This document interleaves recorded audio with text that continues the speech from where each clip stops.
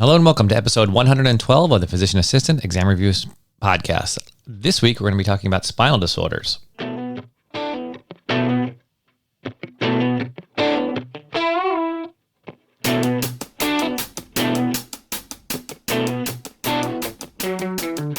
My name is Brian Wallace. I'm the host and creator here at Physician Assistant Exam Review, where we teach PA students to dominate PA school and ultimately pass the PANCE and land their dream job.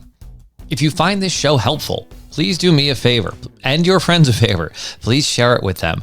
I get tons of feedback from people saying how they've listened to the podcast since day one of PA school and how it's helped them get through, and they've learned so much. Do your friends and me a favor and share it with them. Let's get more people on board. That's my goal here, is to help as many PA students as possible, and you are integral in that pursuit. I need your help. I absolutely need your help. That's the biggest way the show gets to more people, is by you sharing it. All right. I am recording this on July 4th on Independence Day. So happy Independence Day. This is one of my favorite holidays just because of the meaning packed behind it. The signing of the Declaration of Independence is obviously one of the most profound things that's happened in the history of the world, right? The founding of this country. Just an amazing document. And if you haven't read it or haven't read it recently, I strongly recommend that you go ahead and do that. It's not hard to find. Won't take you that long. If you're at this level, then you can read fairly well, fairly quickly.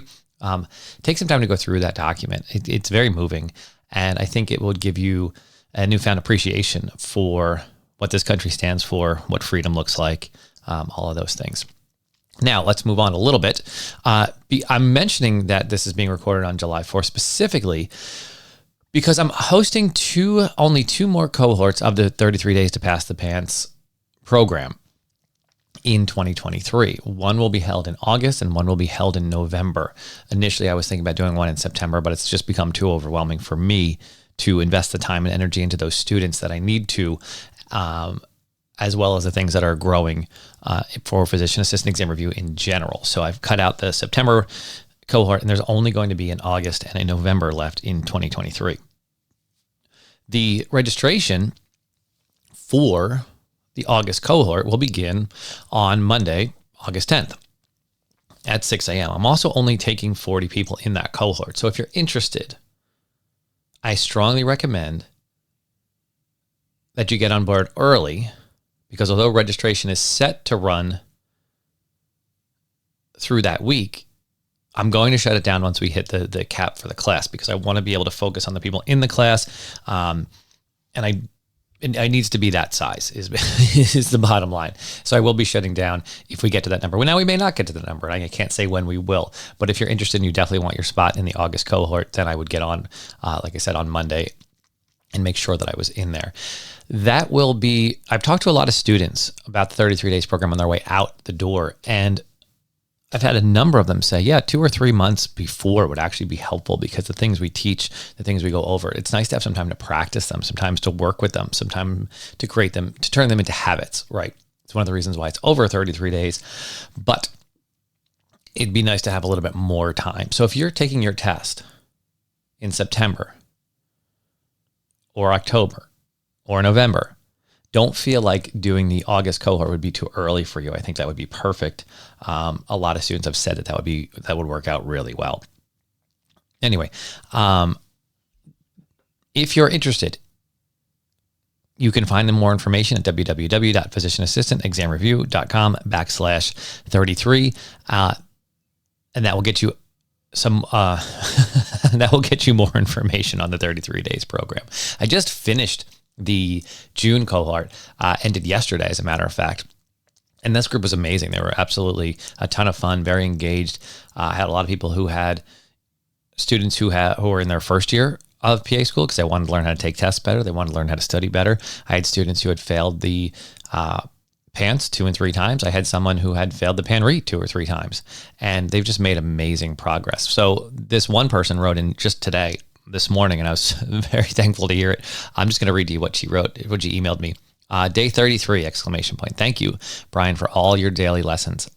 I've looked forward to getting up and listening to them every morning as I complete my daily walks. Seriously, they've helped me so much. I just finished my second practice test and it felt great. No testing anxiety the entire time. On my first practice exam, I got a 66. And honestly, I was pretty excited with that score, seeing I was trying to implement new testing strategies and I'm a recovering failure. And now I just got a 77 on my second practice exam. Clearly, I'm more excited about that score. I love seeing my progress, but more importantly, how far I've come mentally. I owe it all to your lessons and motivation. You deserve an award for being so motivating. I still don't take the PANCE for my third and final time for a few weeks, so I will continue each day doing what I've learned, but I just wanted to publicly thank you for putting in the work so we can all put in the work and also benefit from this program. So that was posted inside the group discussion, and I was really was nice to hear, but it's also really nice to see the progress that this individual has made throughout these 33 days. You can see in just a short period of time, there's the movement in the scores that she's been able to attain, and I have no doubt she's going to crush it on the day of her PANCE. So anyway, let's go ahead and move on to our discussion of the spinal disorders. Today we're going to be covering part 1. As I'm going through it, turned into it's a little bit longer than I expected, so we're going to split it up into 2 parts. So we're going to start with our priming questions. The shopping cart sign is a symptom of what disorder? The shopping cart sign is a symptom of what disorder? Numbness of the posterior calf may indicate a dysfunction of which nerve root? Numbness over the posterior calf may indicate a dysfunction of which nerve root? Decreased strength of a great toe dorsiflexion may indicate a dysfunction of which nerve root? Decreased strength of great toe dorsiflexion may indicate a dysfunction of which nerve root? Saddle anesthesia should make you think of what diagnosis? Saddle anesthesia should make you think of what diagnosis? What is the minimum you should wait to order imaging on a patient with generalized low back pain and no significant history? What is the minimum you should wait to order imaging on a patient with generalized low back pain and no significant history? All right, so hopefully you could answer 1 or 2 of those, and as we move through this, you will pick up on a couple of the others, but please keep an eye out, keep an ear out for the answers to those. Again, that's what the priming questions are for, is to get you involved, to get you moving, to get you thinking, not letting this material wash over you, but putting you in a position to work with the material. So we're going to start with low back pain, so strains and sprains. Here you're going to split this into acute, less than 6 weeks, and chronic, greater than 12 weeks, right? Usually we don't find a cause, and imaging is not recommended for nonspecific back pain for at least 4 to 6 weeks. So we're not going to get x-rays of people when they walk in the door with back pain, right? Not immediately. Clinical presentation. Patients come in because they twisted their back and now they can't move. Pain in the lower back, point tenderness over the lower back, or sciatic pain, pain shooting down the leg. Lab studies and physical exam findings. You're going to inspect and palpate the back. You may find some muscular issues. You're going to check for range of motion. You're going to do a straight leg raise, looking for a herniated disc, and we'll get into that in a minute. Assess L5 and S1 nerve roots, looking for a herniated disc. We'll get into that in a moment. And then imaging only after several weeks of pain, or if there is some indication such as a fall or concern of metastatic disease. Treatment. So here we just have generalized low back pain, right? Treatment's going to be NSAIDs, acetaminophen, maybe opioids, maybe a muscle relaxer, physical therapy. Exercise is going to be key. Laying on the couch, it makes these things worse. You have to be careful because you don't want to do a lot, but certainly walking, getting people up and moving. Heat tends to work real well. And then most patients will improve within a few weeks. Herniated discs. So 98% of herniated discs, which are symptomatic, occur at L4, L5, or L5, S1. This is a herniation of the nucleus pulposus through the annulus fibrosus. I'm thinking everybody at this point knows that. I could be wrong, but for whatever reason, at least I felt like I had a really good picture of herniated discs in my head before we began this. Causes are degeneration of tissue secondary to age, trauma, repetitive lifting and bending. Clinical presentation. This is pain radiating from my back down my leg. You get weakness, incontinence as possible, and sexual dysfunction. Because we're pinching off nerve roots is really the problem with that disc. So what happens is that disc herniates into a space that should be otherwise occupied or empty for nerve roots, right? Or up against the spinal cord. Lab studies and physical exam findings, you can do a straight leg test. So here you dorsiflex the ankle of a patient lying supine. You lift the leg with the knee straight. Knee straight is key. Attempt to lift the leg until the hip is at 90 degrees. And radiculopathy is a positive sign. A cross straight leg test is another one you can do. Here you're going to elevate the unaffected leg in the same manner. If symptoms appear in the affected leg, then this is also a positive sign. So we're putting tension onto that disc space. Checking L5 nerve root, you get a decreased ankle strength, decreased strength of the great toe dorsiflexion, numbness of the medial foot and the web space between the first and second toes. Let me say that again. Checking for the L5 nerve root,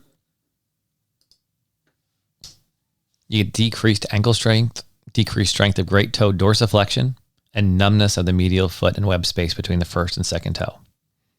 Checking the S1 nerve root, numbness over the posterior calf, numbness of the lateral foot, weakness of plantar flexion,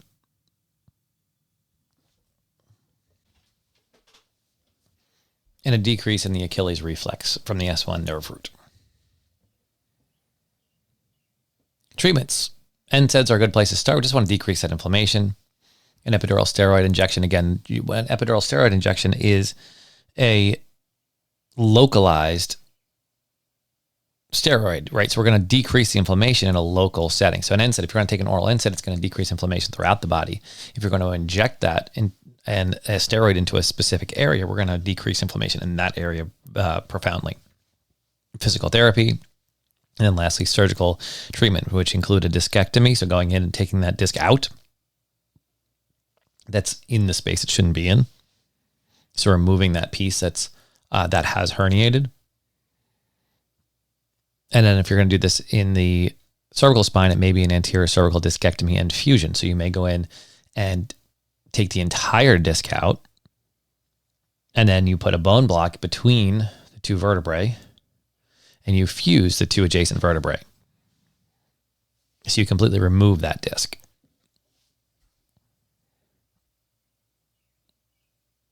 Cauda equina is next. I should have done that after spinal stenosis, but that's okay. Cauda equina syndrome. This is the lumbar nerve roots of 2 to 5, sacral nerve roots of 1 to 5, and the coccygeal nerve. This is at the base of the spinal cord, right? You get where the nerve roots all come down, and it looks like a horsetail if you see the image of this. These nerves innervate the pelvic organs and the lower limbs. In most adults, the spinal cord ends and the cauda equina and begins at L1, L2. Cauda equina syndrome is when there is pressure on this section, on these nerve roots. And the causes of this, if you just stop and think about it, again, this is one of those things I wouldn't memorize, but if you think about it, herniated disc, pressing in there, osteoarthritis, compression fractures, congenital, so a narrow spinal canal, trauma, tumor that's in the canal, right? And an inflammatory condition, anything that's going to create and fill up the space where that cauda equina should be can create cauda equina syndrome. Clinical presentation. The two I'd be watching out for on my test or in my clinic, as I did when I was on call, saddle anesthesia and bowel or bladder incontinence. So we have a spine surgeon in the group I was in. And these are two things I was always on the lookout for if I got a call about one of his patients, right? Especially after surgery. Saddle anesthesia or bowel or bladder incontinence. Because cauda equina is a surgical emergency. You can also get sexual dysfunction, pain in the lower extremities, and paraplegia. Lab studies and physical exam findings, paraplegia, altered sensation of pain in the lower limbs. And then you get a CAT scan or an MRI to demonstrate what's going on there. Acute onset of cauda equina syndrome is an emergency requiring immediate attention. So they need surgical decompression here, right? Again, these are not, I want to be clear, and I've said this hundreds of times on this podcast. These are not things you memorize. These are things you understand. This is not a memory trick. This is an understanding thing. If I think about how do I deal with pressure on the cauda equina, if I'm in a position where I've lost bowel or bladder function and I've got saddle anesthesia, I've got to go in and fix it. I'm going to surgically decompress that canal. There's something pressing that needs to be removed. It's not, the concept is not difficult. The practice is difficult, but the idea is pretty straightforward. Don't memorize it. Picture it in your mind and understand it. All right, we've got one more for today. Like I said, I wanted to keep the spine section a little bit shorter rather than going double length on it. I sort of figured it'd be smarter to break it up and have you be able to hold on to it more. Plus, it's a holiday, so I want to get this recorded. I'm on my way to a friend's house, to a pool party, and then off to a minor league baseball game to watch the fireworks. But I still wanted to get the show out today. So to be perfectly honest, that's also part of the reason why this one got split up. Anyway, spinal stenosis is next, and I probably should have done this before cauda equina. This is a narrowing of the spinal canal, resulting in compression of the spinal cord or nerve roots coming off the spinal cord. So this is, again, one of those things. Don't memorize that definition. Don't do it. Instead, picture the spinal cord moving through the canal. And then picture what might happen if that canal was narrowed for some reason. You'd put pressure onto that spinal column. You'd put pressure onto the nerve roots. And we know from learning about things like carpal tunnel and all kinds of things in your life, of course, by now you know that if you pinch off nerves, they get unhappy, right? You get decreased sensation, you get paresthesias, you get tingling and numbness when you put compression on nerves. So it's the same thing here. Now, what would cause spinal stenosis? What would cause a narrowing of that spinal canal? Can you think of a few things that we've already mentioned in this particular episode that might cause a spinal narrowing? How about a herniated disc? That's exactly what we were talking about. We're going to put pressure onto that spinal canal, onto that spinal cord. We're going to fill up that canal with a disc that is not where it's supposed to be, or at least part of a disc. What about osteoarthritis? What if we just have some arthritis into that canal? Some bony overgrowth, some osteophytes. Certainly they could create some pressure onto the spinal cord or onto the nerve roots. A narrowing can be formed simply through aging and osteoarthritis. Compression fractures can absolutely affect those nerve roots. You could have a congenital narrow spinal canal. You could have trauma. If you had a tumor with a mass effect inside that canal, or any other inflammatory conditions. Again, I'm picturing carpal tunnel syndrome, the things that make carpal tunnel syndrome so painful, that inflammation through that canal. It's the same idea here, just on a larger scale. Clinical presentation. This is pain with lying down, low back pain. They can have gait issues. Pseudoclaudication is a good one. This is the patient gets pain down their legs.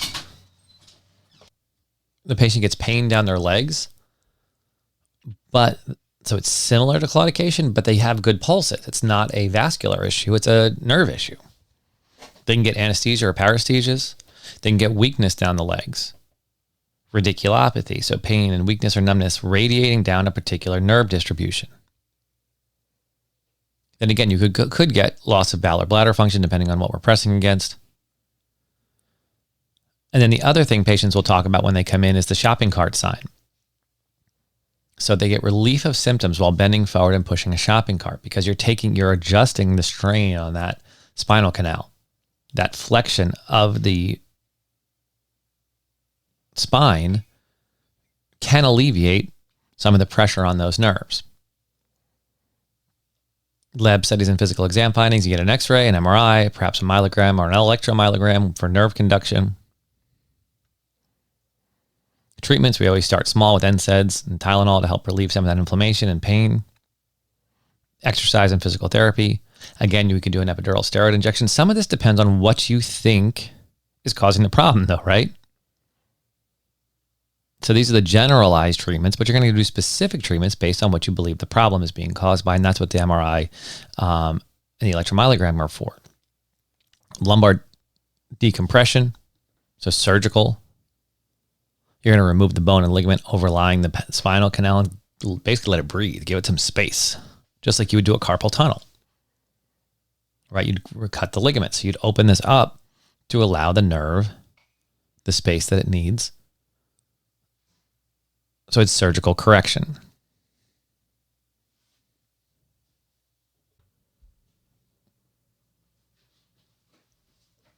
All right, so that ends our talk on the spinal disorders for today, spinal disorders part 1.